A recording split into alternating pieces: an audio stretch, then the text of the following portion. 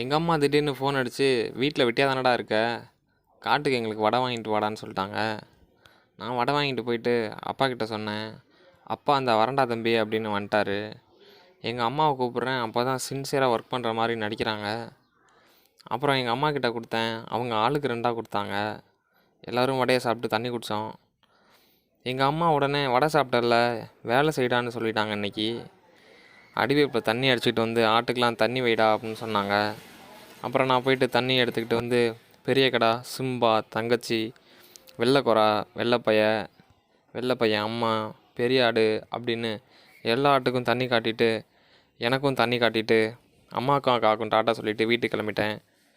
நீங்கள் உங்கள் வீட்டில் ஆடு வளர்க்குறீங்களான்னு சொல்லிட்டு கமெண்ட்டில் சொல்லுங்கள். நம்ம சேனலில் பிடிச்சிருந்துச்சுன்னா சப்ஸ்கிரைப் பண்ணிக்கோங்க, பிடிக்கலனா சப்ஸ்கிரைப் பண்ண வேணாம்.